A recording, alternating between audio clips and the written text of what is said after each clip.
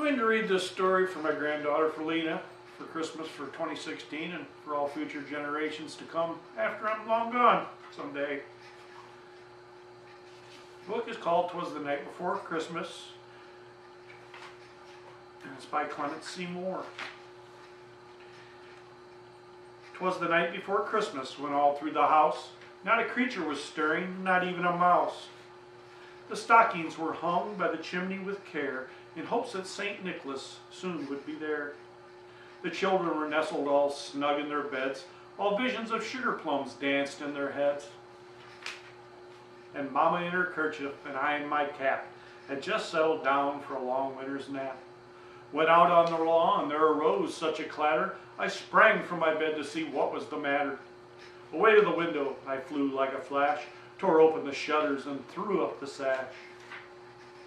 The moon on the breast of the new fallen snow gave a luster of midday to objects below, when what to my wandering eyes should appear but a miniature sleigh and 8 tiny reindeer.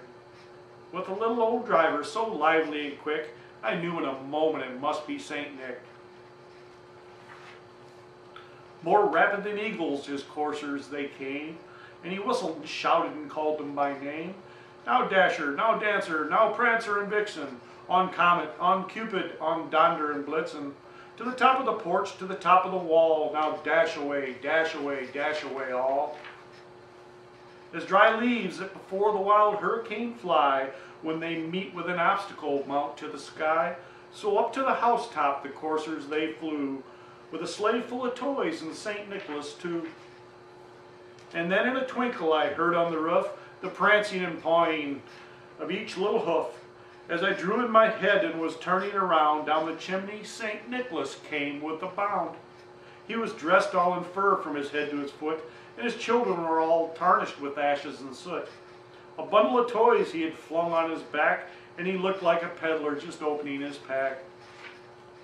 His eyes, how they twinkled, his dimples how merry, his cheeks were like little roses, his nose like a cherry. His droll little mouth was drawn up in a bow, and the beard on his chin was as white as the snow. The stump of a pipe he held tight in his teeth, and the smoke it encircled his head like a wreath. He had a broad face and a little round belly that shook when he laughed like a bowl full of jelly. He was chubby and plump, a right jolly old elf, and I laughed when I saw him, in spite of myself. A wink in his eye and a twist of his head soon gave me to know I had nothing to dread. He spoke not a word, but went straight to his work, and filled all the stockings, and then turned with a jerk, and laying a finger aside of his nose, and giving a nod, up the chimney he rose.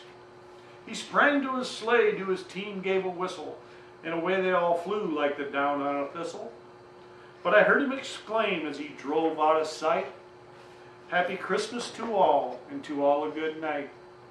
Merry Christmas, Lena.